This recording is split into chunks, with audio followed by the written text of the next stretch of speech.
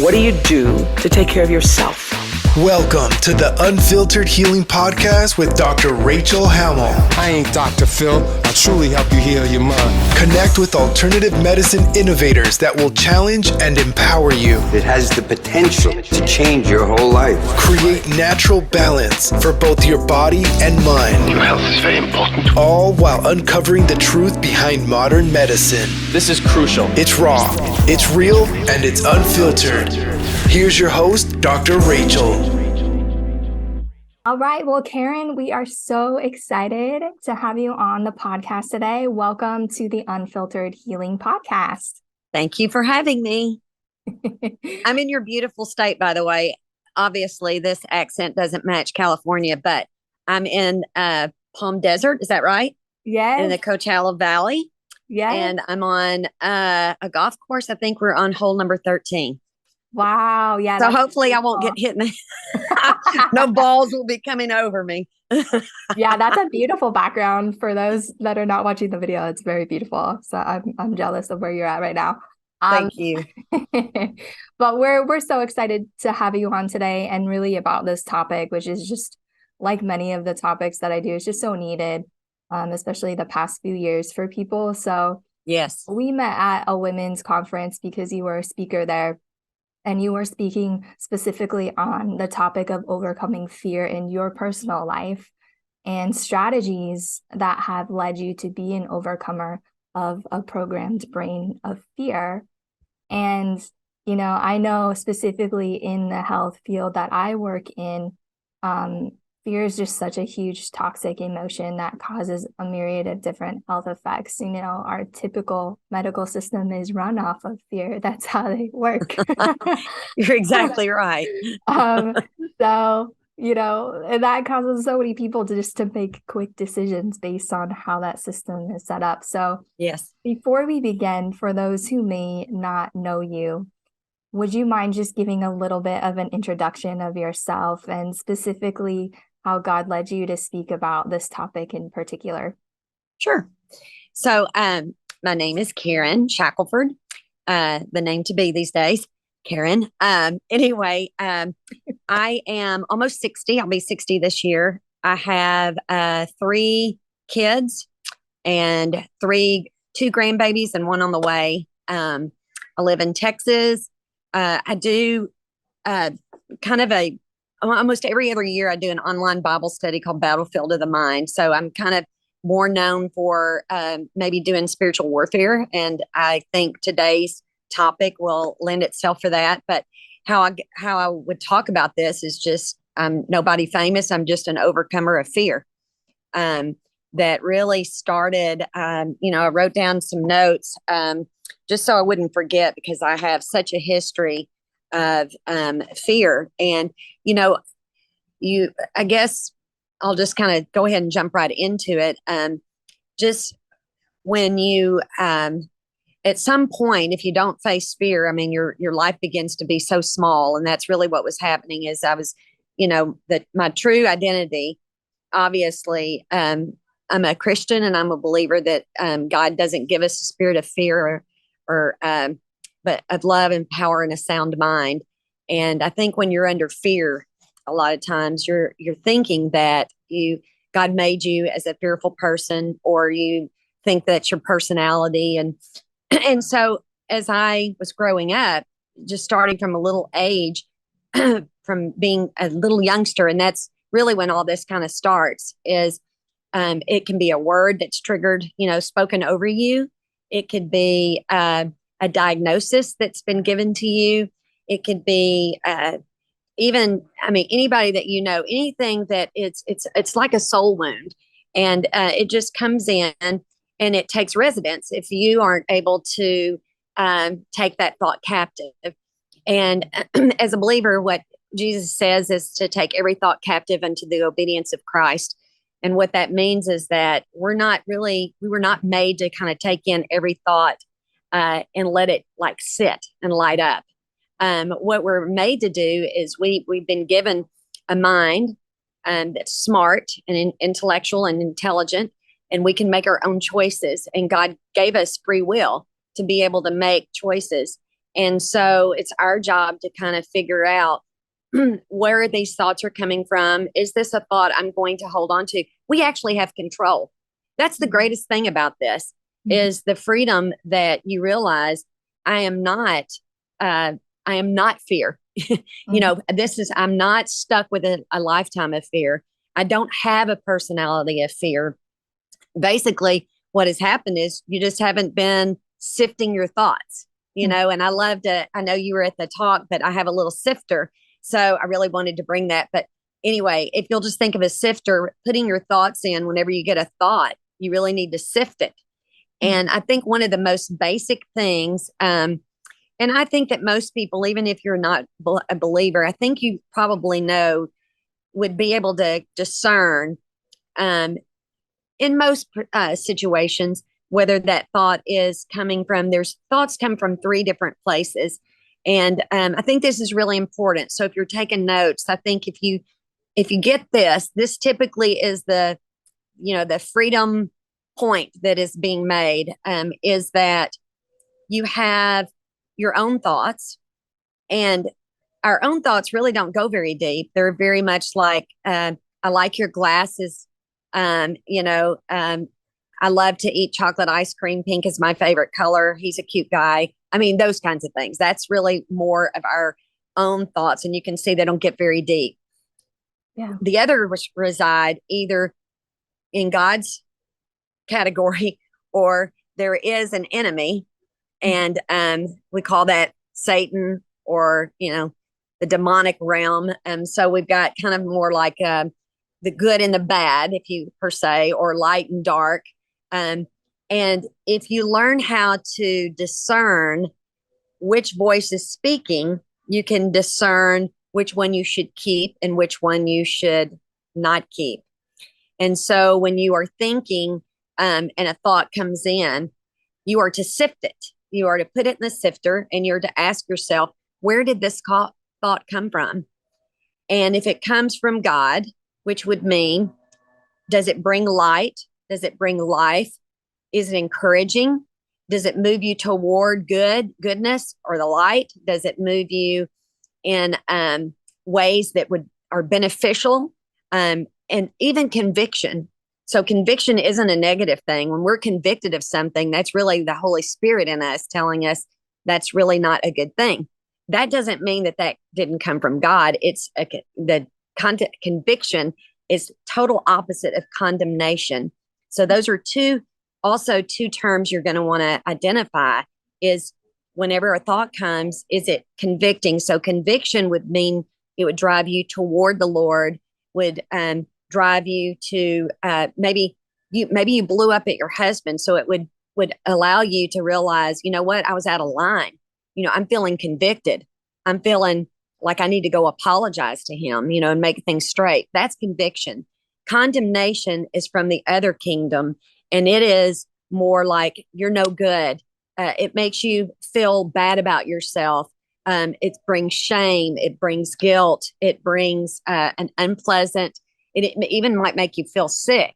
So condemnation, the whole goal for that is God doesn't use condemnation. The enemy uses condemnation. God uses conviction. And so there's two different things going on there. So if you find yourself falling under condemnation, like, I just blew it, I never do things right. Even like what he said about me is true. I'll never have a husband. I mean, just weird things that you are feeling, it's almost that pointing finger at you. Somebody's pointing the finger and you feel like you're at the edge of the finger, being spoken at. Those are the two things. So if you go back to the voices, or the three parts, the three places where thoughts can come from, we have ourself, we have it from God, and we have it from the enemy. And so I just kind of showed you quickly about what thoughts would come from God, and then what thoughts would come from the enemy. And I think we have to know that there is an enemy. If you're not aware of that, then you kind of take it upon yourself like you might be the enemy, like you're full of darkness. It's you. If you can separate that and realize, in John 10:10, God says that the thief comes to steal, kill, and destroy. And so the thief is the enemy, and that's the devil or Satan or however you want to put it. He comes to steal, kill, and destroy. He wants to steal your purpose. He wants to steal your peace. He wants to kill your dreams. He'd really like to kill you. That's where suicide, comes in. And he wants to destroy. He wants to destroy everything that's good going on in your life. And so with that being said, if you know that is from the enemy, then what you have to do, if you get a thought, let's say probably one of the biggest thoughts right now is anxiety, depression, and even suicidal thoughts. Mm-hmm. God would never give you a thought of suicide. Never. He created life. He would never tell you to take your life, ever. There's also, he didn't make mistakes when he made you female and male. This isn't a political thing. It's a known fact that God created us female and male. There are two genders, and this is the way that we're made. And so if God is, it's not God, but if you are getting this voice or this thought dropped into you that you are, you're confused about your gender or whatever, it's not you. Mm-hmm. It's the enemy who wants to steal, kill, and destroy, wants to come after the very being that God made you into and mess you up. Mm-hmm. Does that make sense? Yeah, that's good. I loved how you just jumped right into like practical stuff. Yeah. Well, I'm great. telling you, I have short amount of time. So I want people to get free here. So, because free people, and hurt people. Yeah. And so it's important and there's not a lot of people walking in freedom. Yeah. Yeah, for There's sure. just not. That's why I run this Bible study over and over and over. And I want to go ahead and put a plug into that. And I'll give you, I guess, maybe later, but we are in the third week of a 12-week online series called, I don't know the whole thing. I'm going to have to give it to you because it's on my phone. We can put it in the bio. No Okay. problem. So it's basically run through Facebook. And what you're hearing from me, we've already talked about this in our first couple of weeks, and we've shown videos and that kind of thing, but it's for, anybody. And so what they would do is just go and type that in up at the top, the search, and then I can put the membership in, and then they can start doing this. And literally after 12 weeks of hearing some of the same stuff over and over, people, there's almost 600 in the study right now, and we just started 2 weeks ago. People are wanting to be freed up. They're not living victorious lives. And if you're a believer, in Jesus, then you have, eternal life. But are you living abundant life? Is your life good? Because if it's not, then you probably need to be looking at. We all need to weigh our thoughts. That's really easy. Thoughts are just things that come in, and we are to sift it. And once we sift it, we discern where does this thought come from? And if it comes from God, then we keep it because we're moving the way we're supposed to be moving. And if you go, I don't know if this is from God, well, you can Google it. You can Google search almost any scripture. What does God say about pornography? What does he say about, jealousy? What does he say? He says things. It's in the word. And so what happens is if you find yourself in this situation, and it's called renewing your mind. If you don't renew your mind, there's no way that you can get over like fear or like depression or anxiety or almost anything, bitterness, anything that the devil is offering you. Okay. He offers it to you. That's the big thing. It's not coming from us. Okay. It comes from outside toward us. And we are God's given us a brain to say yes or no, to either receive it. And whenever we agree with that thought, that initial thought, like, somebody rejects you and you think, well, I'm just a piece of crap. Okay. At some point that self-talk, as you keep speaking that over you, okay, you are basically running little tracks in your brain, and it's automated now.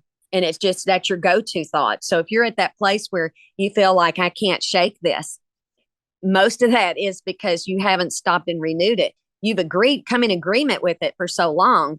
Now it's just part of you. You think it's your personality. Yeah. And God never made us that way. Yeah. So we miss our whole divine destiny that God has laid out for us by really not sifting our thoughts and renewing our mind. So the only way you can renew your mind is really by the word of God. It is alive, it's active, it's truth. It's very difficult. Right now you hear in society, my truth. Well, sorry, but it's a bunch of crap. My truth, you have no truth outside. God, it's God's truth, and that's it, And so I'm not here to offend anyone, but at the same time, we need to be told that there is truth. And it's a blessing to know what is truthful and what is not truth, And so when you're discerning facts and you're discerning thoughts, and a thought comes in and you say, I was just made wrong. I'm a horrible person, or I don't look good, or I'm unattractive, or whatever. Basically, God has already covered that and says you are fearfully and wonderfully made. Yes. So you are already coming against the Creator by saying something that is totally opposite of Him. So we would know, okay, that is a thought from the enemy. Mm-hmm. So the only way that we can change our way of thinking is that we replace it with a new thought. Mm-hmm. So you can't just hope that it goes away. You actually have to take part. You have to be active and intentional. If I'm getting rid of this thought, then what am I going to use? Because there's a vacuum.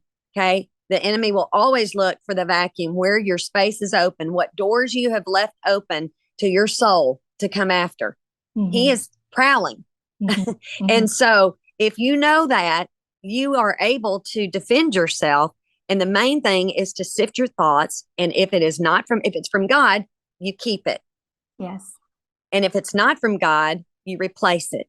Yes. And the way you replace it is not with your own self saying that you can manifest this or manifest that. That's a whole new buzzword too. God brings manifestations, but man does not. I mean, we do have power in our words. That is something I wanted to speak about today too, is there's so much power in a spoken word, either words that were spoken over you or words that you speak about yourself. And those are very damning. So the big thing I have learned in my 59 years is to release and refrain, to release the things that I know I can't control and to give them to God and shut my mouth. And I think women are really good at talking a lot. And the more that we can put a gate, on our lips and be very careful. And, it says in God's word that, the tongue brings either life or death. Mm-hmm. There's no middle ground. Mm-hmm. You're either speaking life or you're speaking death. And if you will pull back and you will listen to other people speak about themselves or how they speak about their husband or how they speak about their friend or how they speak about their children, when that happens, you can see a world where everybody is really speaking very poorly over people. And that's where the entry is, right? Mm-hmm. That's where we get entry for a soul wound. Someone spoke something over us and we bought it and now we own it. And now that's how we think about it. Yep. And so, yeah, words are super powerful. Powerful. Now, I want to go back for just a minute before we dig into that a little bit more, because, one of the things that you said in your talk is that 85% of disease actually starts in the brain, and the things that you're talking about with our thoughts and our words and all of those things you mentioned. And, you haven't explained yet about your health journey, which, is very extensive. And you said that you believed that fear, probably among other things, but like mostly fear, is what was really the root cause of your health ailments. And if you would have known some of these things prior, you probably might have been healed sooner in your life. Yes. So can you elaborate on that a little bit? Sure. So let's go back to the percentage. So 75 to 98% of current mental illnesses and physical come from the thoughts that we are thinking, because it brings on stress and on the immune system. So what happens is when we take in thoughts, it goes through the hypothalamus, which is that little gland in our brain, which then and that controls our hormone system. And so it releases hormones to another part of your brain called the pituitary, which sends hormones to your different organs. So, for example, if you're in fear, okay, what does your body do? The blood pressure picks up, you're pumping blood really fast. And literally what happens is your body, we're so smart. God's created us so smart that it will send out, we were made. So if we did see a lion, the way that fight or flight is supposed to work is we run, Mm-hmm. I mean, it's meant for us to use in a situation that's really real, where we are in danger and we need to move. And so it gets us to safety, but not in an extent to where we've bought into fear. Now, we become, let's say we watch a scary movie or something, and then we, start thinking about those things and maybe start creating images in our heads of the way that things might work, and all that. We can literally work ourselves up with what we think of. And so now we start taking it in and assuming that the worst case scenario, and 85% of the stuff that happens, that we worry about never happens. Mm-hmm. And so we're actually spending all this energy on something that's probably most likely not going to happen. But the Bible does say is when you are fixated on something and you think about something, the fear, the thought, the things that fear the most, you can bring it on yourself. Yep. Because you're literally going to make yourself sick. Mm-hmm. And that's really what happens is everything passes through the hypothalamus. So when you get, let's say you're bitter, like bitterness, anger. Mm-hmm. So what happens in anger? Blood vessels, start to swell, our heart pounds, all that. If you're under what we call the unloving spirit and you don't love yourself, okay, you begin to reject yourself. Your thought will say, reject, reject. Reject is the spirit that the enemy comes through. It's called an unloving spirit, where we stop really enjoying ourselves and liking ourselves. And when that happens, rejection would mean an autoimmune. Okay. Mm-hmm. You start rejecting, your body doesn't like itself, so it starts rejecting. And so you can bring on, I know, like, what's another one? Allergies, like severe allergies and things. The root cause of that is a fear of abandonment. Mm-hmm. Okay. And so, and you think, well, how is that? So there's an interesting conference I went to, and this is where I was going to get to that later, but it's called Be in Health. And I'll give you that information to pass to them. Yeah. Our daughter was very suicidal and about 7 years ago. And we had heard that they had about a 94% rate of walking out in freedom of suicidal depression. And so she was 19 at that time, or 20. She did tell her testimony on the Bible study last week. But, when you have that, that depression and stuff, it all started out with rejection. Yeah. And so it was just something that someone spoke over her, and so with that, it just grew, because then she started believing that she was rejected. And what happens is then she had adrenal fatigue, lost down to like 80 something pounds. There's always, it always seems to be that the body will break down. It's not meant to stay. We either have a love or a fear zone, and God created us to stay in the love zone. We're either in one or the other. Yep. And so fear is a master spirit. It gets to most people, regardless of age, all that kind of stuff. So if you've had some experiences with that, what happens is over time, you start to just live in fight or flight. And that's the way I lived most of my life. I had debilitating panic attacks that I felt like they came out of the blue. Now, did they come out of the blue? No. So, I had already been chewing on some misinformation that was given to me. And I will tell you one thing that I think that is very common is if you're taken to a doctor and you get a diagnosis, sometimes they'll speak things over you that are quite heavy, and so when I was small, it was just more like she has a little bad breath, whatever. Okay. So that was kind of going to the doctor. And I remember being little and I really didn't like being at the doctor with all the attention not focused on me. And then them telling me I had a lot of sleep disorders. So I didn't sleep very well. So I had stomach issues, which turned into irritable bowel syndrome, so I had that a long time. That kind of goes hand in hand with this long fight or flight, And then when I was 20, I was diagnosed with, I was having horrible abdominal issues and stuff. And anyway, I had an 8-pound tumor in my uterus. It was a fibroid tumor, not cancer, but fibroid.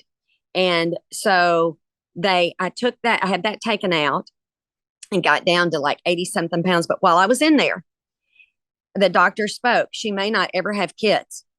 Mm-hmm. So with that being spoken, so I guess one of the things is we need to remember that doctors don't know everything. They are humans.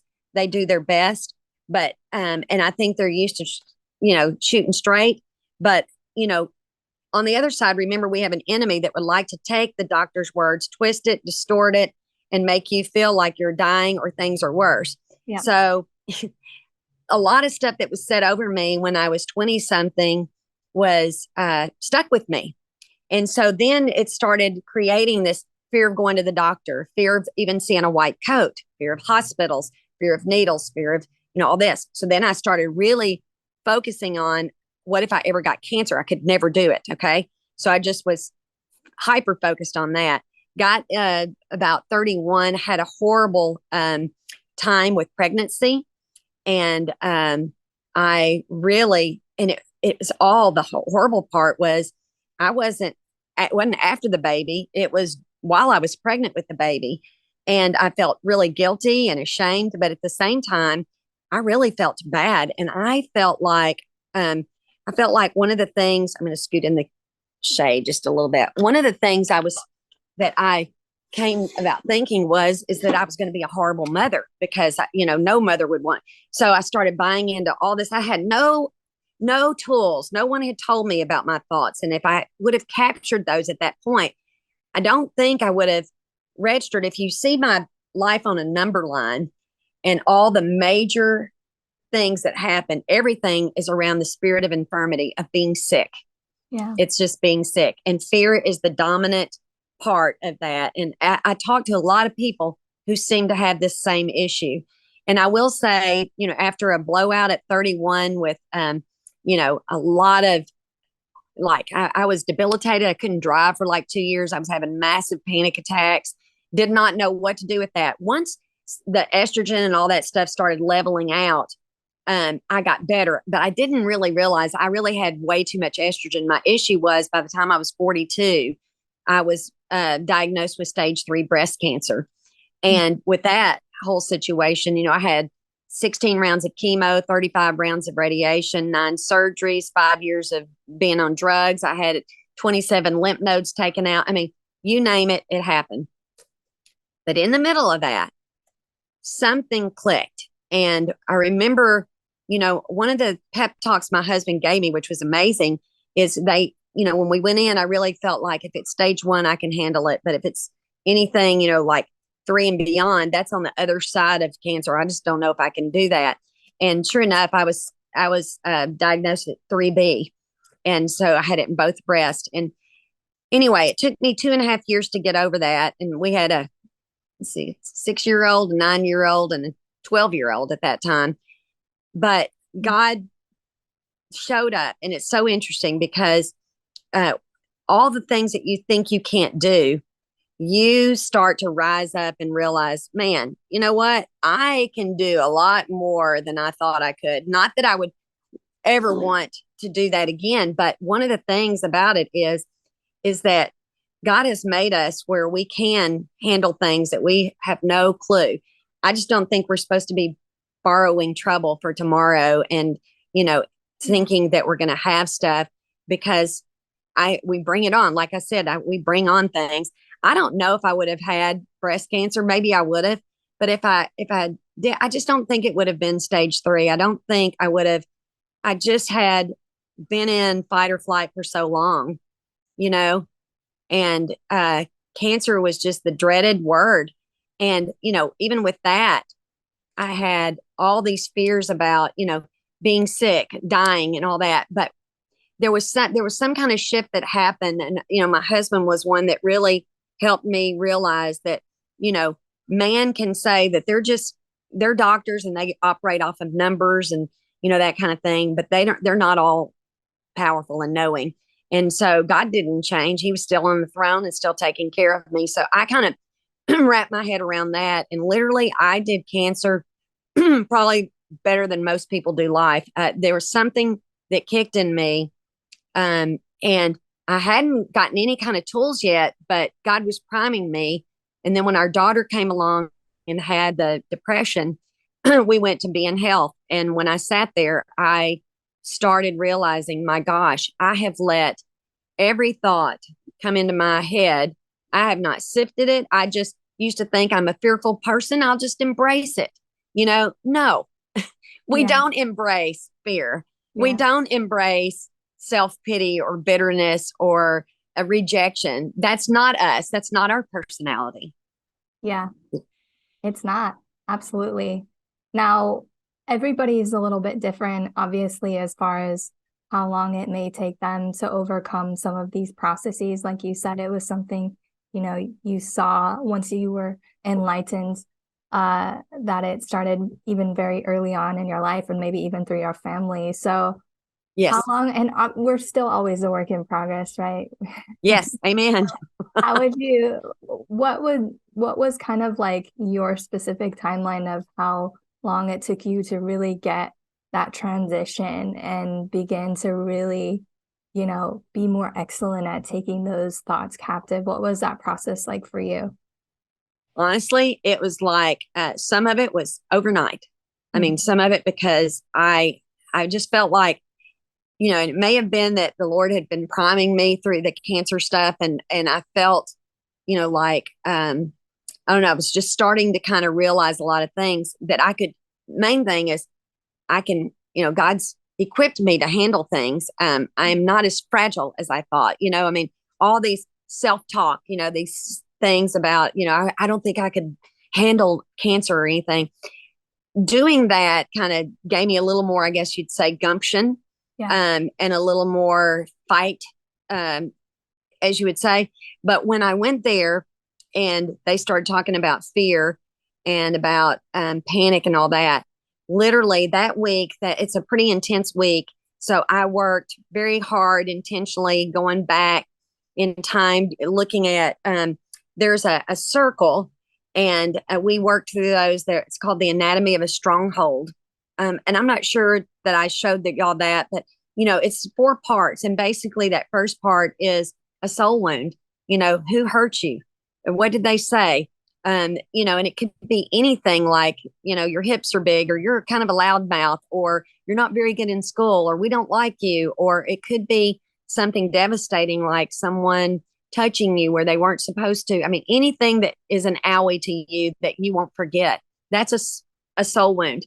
Most of our thoughts and stuff, if we have an issue, we need to kind of look back and see where some of this happened, because once you hit a soul wound, the next thing is a core lie. And that's where lies are set up that surround the soul wound. So if let's say someone touched you inappropriately in your family, the core lie, you might say to yourself, I'm unlovable, I'm gross.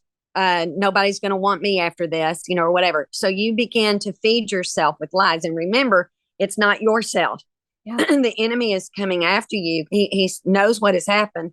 So he's not all knowing, but he is able to see what is going on. And so with that being said, you start to create lies about yourself. And if they're not corrected, it just goes on, and life circumstances will start to stamp that in you. I didn't get this. I didn't get that. See, I'm a reject, but nobody likes me. I mean, you could just go on and on. Once you pass that second part of the circle, the third part is called life patterns. And that's what you have That's what you are doing to cope with. It's your mechanisms that you use to cope with the lies that you believed in because of the soul wound. So life pattern would be, I mean, it could be even like if a man touched you, it could be even, I will never let a man touch me again, a vow that you say. And so maybe that causes you to look outside and have a same-sex attraction. You know what I'm saying? It could be anything that the life patterns are going to help you cope with that lie that you have in your head, because it's going to stay there until you pull it out. And, it's the same thing as like eating, body dysmorphia. And, when you see somebody who's really thin and they're not eating a lot, their life pattern is they're controlling that because, they have a bad idea of what, their shape looks like because somebody said something about their shape. You know what I'm saying? So we've got this whole thing rolling out. And that last one is called a stronghold. And that's where you're kind of stuck and you can't get out, like you're knee deep in pornography, or you are, you've already, done some horrible things and you feel like you can't get out. That's the stronghold. That's where the enemy likes to hold you there and still kill and destroy, is in that part. But a stronghold will break if you can go back in time and look. You can either start with a soul wound or you can go backwards in that circle. And I'll send you a little circle to show you what that looks like so you can show them. But if you can work through that. So the timeline for getting rid of things could be fast. It could be a slow, gradual. There are some things like one of the things that I had that developed was a real hate for driving, because I had panic attacks so much for driving. So that wasn't overnight. And I still struggle with some of that. But I'm able to speak, truth and continue to move on. And so if you stay shut down, you're not going to move out of it. It has to be intentional. It has to be a good working through. And so it could be pretty quick. My daughter's suicidal stuff went off fast because we figured out her soul wound was a little girl in 5th grade told her, "We don't like you. You don't belong here." That was the setup. That was the rejection piece. So once she learned about all that, she was realizing, I'm not that. And so, if you can release that soul wound and that core lie, you don't need those life patterns anymore, but sometimes you'll find yourself in an addictive pattern because addictions it's a strong need to feel loved. And so whenever you're addicted, that's where you go. And so addictions are harder to overcome. That is a stronghold, addictions. And so those are longer to overcome. So yes, that totally makes sense. And it is such a process. There can be, very deep layers to some of these things. And I know that center that you mentioned was really pivotal for you. It was a lot of information. So we'll definitely post that for people to look into that more if they may need some more of that, help one-on-one. Yes. Now, even going through that process, so I'm assuming, it took some time maybe for some things to kind of work through with you, and other things you said were very quick.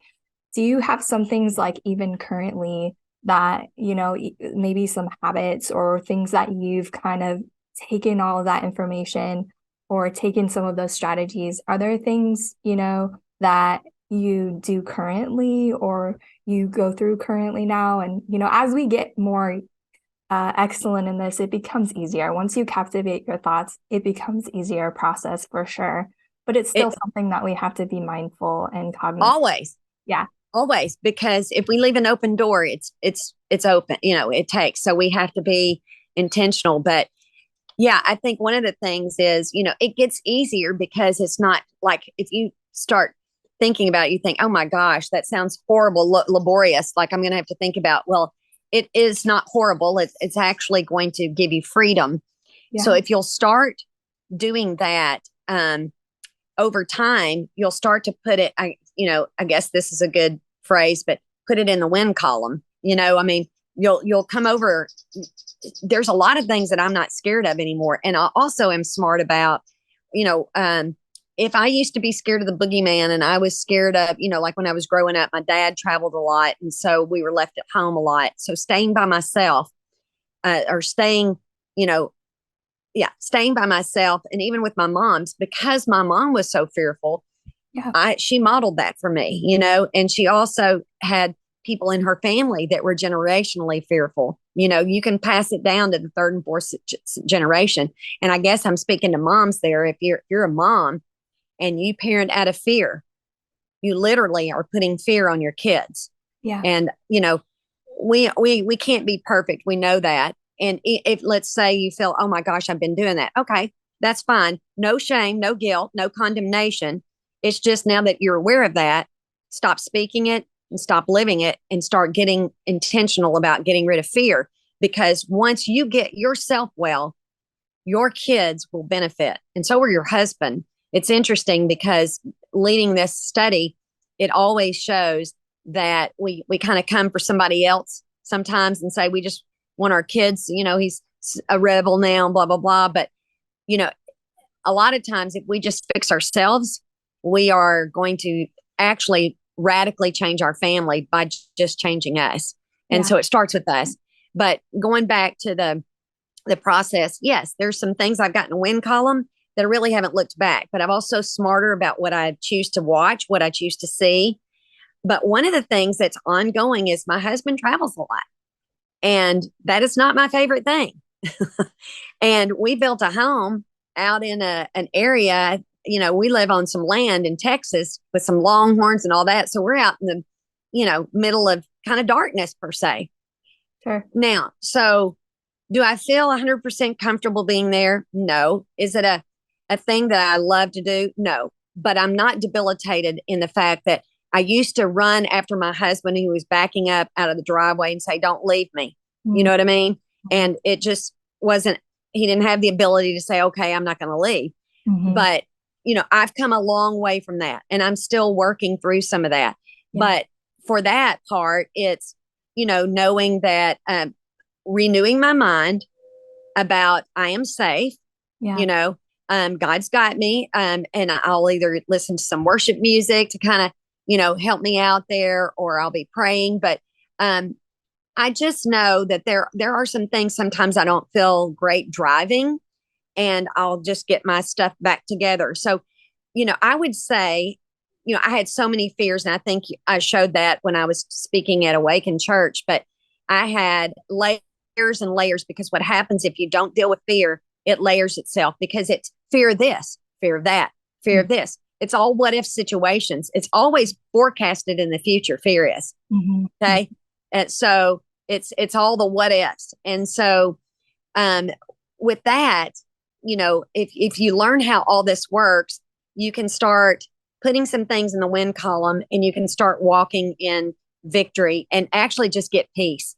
We all want a peace of mind, and this will bring you peace. Yeah. So there are 365 scriptures in or more I think it's 365, one per day, that tells us not to be fearful. God tells us that. So he knows our propensity is to go to the fearful side. I don't know why we err to that side, because we could err to the courageous side, but for some reason we go to the other side. Yeah. And so I think just doing some baby steps in that. But if you are not renewing your mind, it won't change. You can't get rid of a thought unless you replace it. And renewing of mind takes work, and it takes a lot of things. And even like speaking things over yourself, life over yourself, rather than, so change your self-talk, change your talk towards your kids, towards your husband, begin really monitoring. That really helps. And once you start monitoring it, you will see some people, I've led so many Bible studies. I've probably led over 1,000 people in the Bible, in this same Bible study. And I'm telling you, it produces freedom. Yeah. It's nothing but just applying God's truth to what we know. And honestly, so I'm now 59. So I had breast cancer when I was 42. And at 48, I had a thyroid crash, which was awful. But it came not because of I brought it on. I had chemo and radiation and some of those, the physical part. But since then, the last 9 years, honestly, I'm not sick.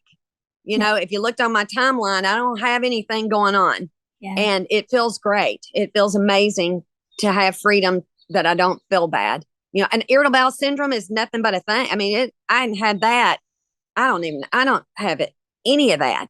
So panic attacks, I hadn't had a panic attack in a while. I haven't had night terrors. I mean, this a while, I'm talking about years and years. Yeah. Yeah. It's possible. It's possible to do anything. And I think it's important to just kind of briefly mention as we're closing up here too, is, when we talk about fear, not all fear is bad. So the word gives us that, fear of the Lord is something that we also have to attain to, right? And it's like, say if I have like a fear of heights or something like that, that's not necessarily like a specific bad type of fear. And so we don't want to necessarily categorize like everything is bad. Like there's some like fear in a sense that actually drives us. It propels us. Right. Yes. We can use it and navigate things. But specifically what we've been really, or what Karen's been really digging into this podcast for people is there's a difference of that, more normal type of fear. And when fear literally is a stronghold in your life and it overtakes your life and it. Amen. That. So, as an encouragement, we're not saying that everything is bad. It's just there's points when you can look back and you can see that fear is overtaking you.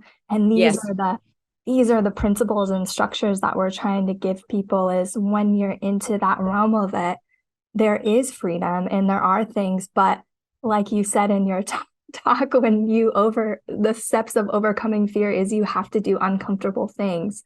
Yes. So you have to kind of push those limits as well to retrain some of your thoughts as you're going through this process. So, all of these things have just been so valuable. And I really hope that people go back and do take notes and look at those things deeply in their life and begin to kind of peel away those layers. So as we're closing here, do you have any specific like closing? I know we've gone through a lot. Yes. Do you have any specific, closing words or being unprogrammed in your brain and creating such beautiful freedom now in your life? Or maybe just some favorite resources other than what you kind of mentioned for people as we're closing up here? Yeah. So there's a couple things. So we talked about Be in Health, and that's in Thomaston, Georgia. I would encourage that. It is very spiritually based. So just let you know, it's a precious little church, country, not glitzy and glamour, but it's very cool. All of our family has been to it, and we operate so healthy. That there's also a book that Dr. Henry Wright, he used to be head of that, and he passed away not too long ago. He has a book simply called Fear, Fear. It's one of the best books. I used to have a book study. That's how this started.